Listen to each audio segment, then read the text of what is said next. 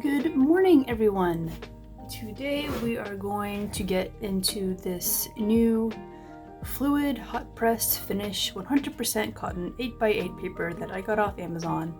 I wanted to try something new, not because I dislike the Strathmore paper we've been using, but just because I wanted something a little bigger. I think we're ready to move on to something bigger, so we're gonna give this a try, see how it works out. Hopefully it goes good.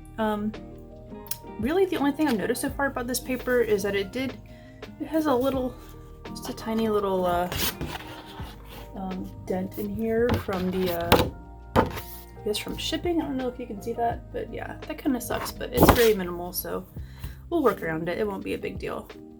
But yeah, what we're working on today is a art jam piece for Dina Norland's art jam. The prompt is to draw what you would look like if you were a hush hush, which is well, in simplest terms, it's a spirit from her head world. So yeah, while I was at work the other day, I started working on some sketches for this. I wanted to incorporate some bear and some cat and horns because my Chinese zodiac is a sheep or whatever, goat. It changes depending on what site you're on, but yeah. So yeah, these are just some sketches I did at work. Quick little thumbnails. I wasn't sure if I wanted to go more cat or more bear-like, but I ended up going with a feline body and a more bear-ish head. So this is the rough sketch that I came up with. And I basically just scanned this in to my computer and put it in Photoshop, and I did the line work. And this, I actually printed this onto this paper.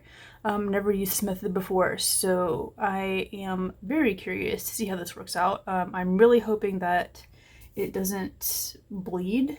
I did do a little spot test yesterday, and it got just a tiny bit fuzzy around here in the tail area, but not too bad. So we'll see how it reacts when we start putting more water on it. So yep, that's our plan for today. So let's go ahead and get started.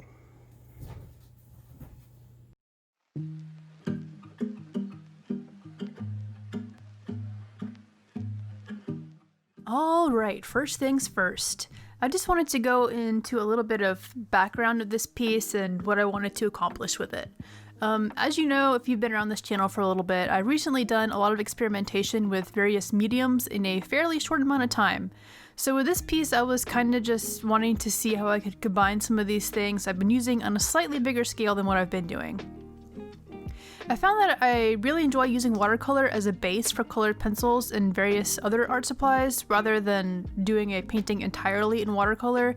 I don't think I've actually ever done a piece entirely in watercolor on this channel. I've always combined it with colored pencils or something else, but with this one I wanted to do even more details with other mediums just to get more of a feel for where my traditional style is headed and what suits my taste best.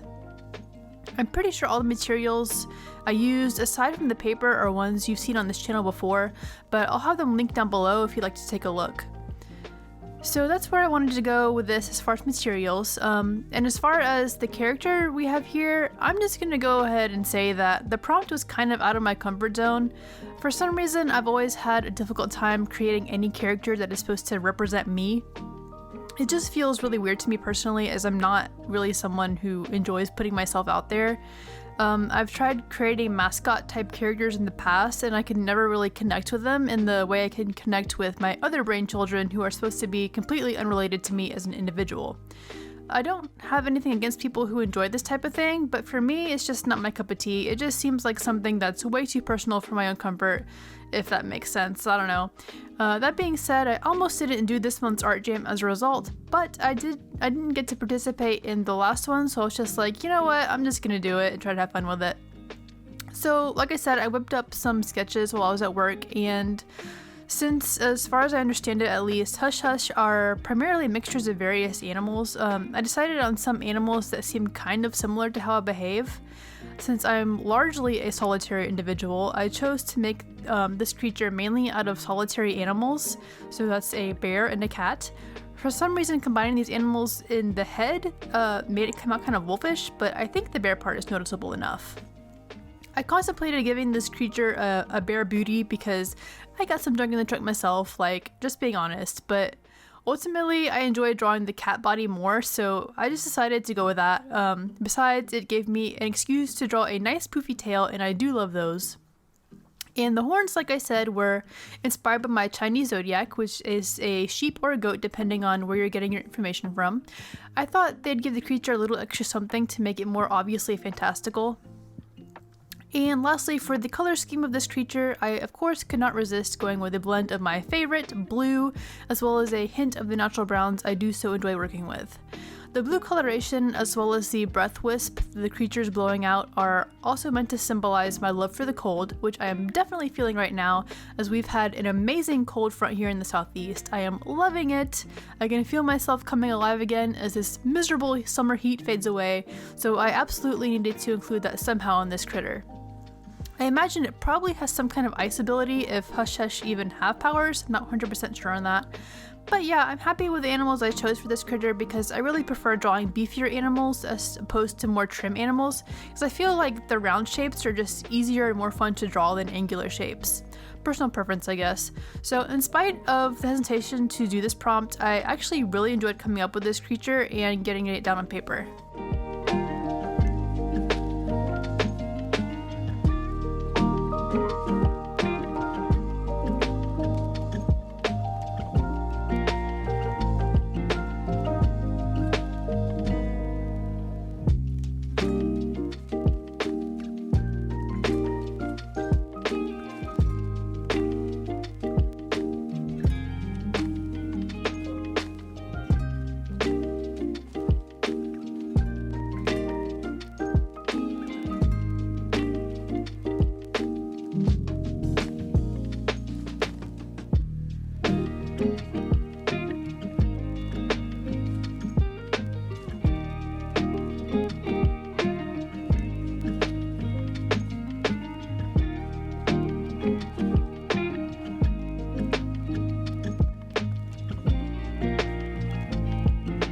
I totally forgot to say this earlier, but I just wanted to give an update on one of the unknown variables I mentioned at the beginning of the video, and that is the printer ink. I don't know why it got a little cloudy when I tested it the night before, in spite of it having had ample time to dry, but as I was working on this, it really didn't bleed at all. At least not in a way that was super obvious or that ruined the piece. I actually didn't really notice anything at all. But yeah, at the end of this, I did notice that the lines took on a different hue in some areas. I did use brown lines that this was printed in, so yeah, I guess that's to be expected since they're being painted over, but all in all, I'm pretty pleased with this little experiment. And just in case you're wondering, the printer I used for this is just a really cheap basic printer I got from Walmart. It's nothing special, so that's part of the reason I was so skeptical if this would work, but it did, so yay. Knowing I can clean up my lines digitally and touch up my anatomy a bit before printing it out is a huge relief for me. That is one of the things I missed a lot while working with traditional media lately, is that it's just so much more of a hassle to edit little things like that. On that note though, I gotta say, guys, I'm really starting to prefer traditional media.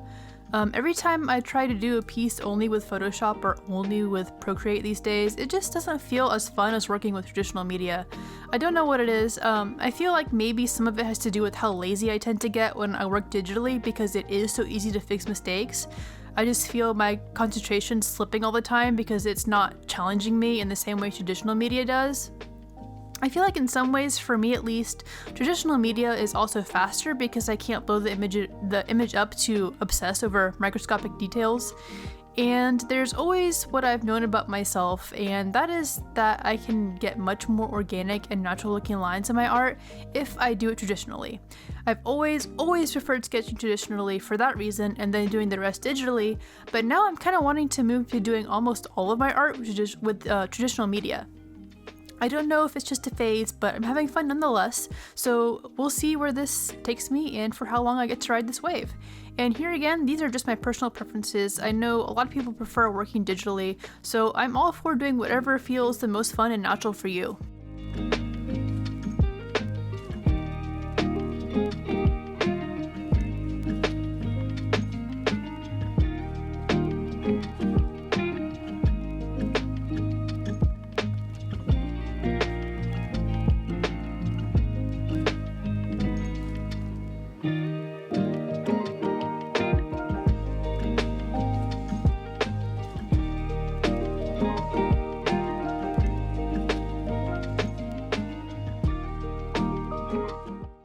next thing I want to talk about is the paper. Again, this is the fluid 100% cotton hot pressed watercolor paper. This paper has even less texture than the Strathmore watercolor paper we've been using on this channel, which is an instant plus for me because I really do not care for textured paper. I had this paper taped down, but the washi tape was not sticking to my table very well, so it was coming up and buckling a little more than I would have liked. I think if it weren't for that, this paper probably wouldn't have buckled much at all, which is super nice. It seemed to hold the water really well, and lifting the paint up when I accidentally went over the lines was pretty darn easy. It also handled all of the other mediums I put on it really well, so in my beginner opinion, this is some pretty nice quality paper. It's definitely a huge upgrade from the paper we were using at the beginning of this channel, and I'll for sure be coming back to this brand in the future. Now, as you will see at the end of this video, there was a little incident with this paper that did make me pretty sad though. But with it being 2020, what's one more tragedy, am I right? For some reason, the washi tape really did not like this paper at all and ripped up every bit of paper that was underneath it. So my edges for this piece now have a rugged chic number going on, but you know what? It's okay. It's fine. I was a little disappointed when it happened, but luckily there's enough of a border that I can trim off the damaged pieces if I really want to, but I'm lazy. I don't know if this was the paper or the washi tape's fault, but now I know to not use that tape for this paper.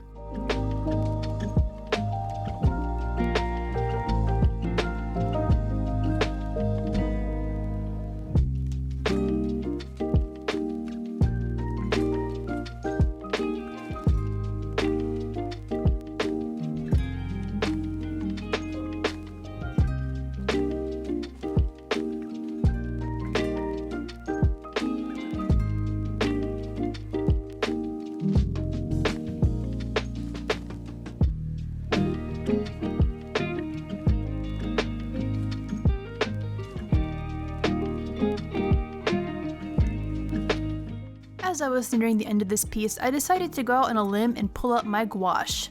At first, I just wanted to see how it would work with as highlights for the eyes, nose, horns, some small areas on the fur. It ended up working really well, and as I got more confident with it, I decided to really take a chance and mix up some heavily watered down gouache into a purple-pink color I could use as a glaze. I was really digging the purplish colored pencil I used for deepening the shadows here, but I felt like it could use a little more help.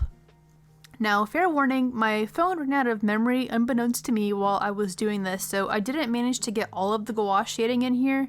I think it also cut out the finishing highlights I did with my Posca pen, as well as the tragic washi tape incident. But anyways, this was a huge risk for me and I was kind of nervous about it, but by golly am I glad I did it. This glaze came out way better than expected and really did a lot for the contrast in this piece. It almost gave it a cell shading look, which is super cool. While I do like gouache as a medium on its own, I think using it in this particular manner is definitely going to be a common thing for me in the future. I really love this look and I'm so happy to have discovered this application for gouache in my workflow.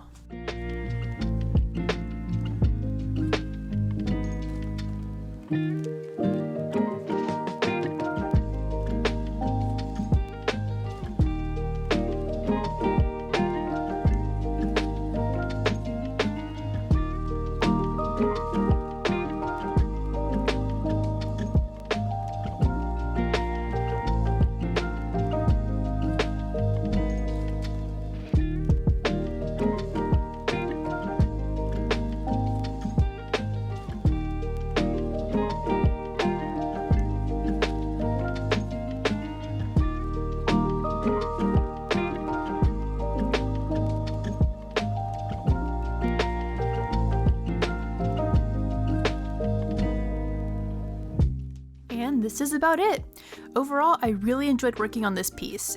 I took several risks with it that I think paid off and taught me a few techniques that I can incorporate into future pieces, so that's always a plus. I love how it turned out in the end, and I hope you guys enjoyed watching its creation. As always, thank you for watching, and if you enjoyed the video, I'd be very grateful if you left a like and or a comment. Don't forget to subscribe to be alerted for future videos on this channel if you haven't already. I hope you guys have a great weekend, and I'll see you all in the next one.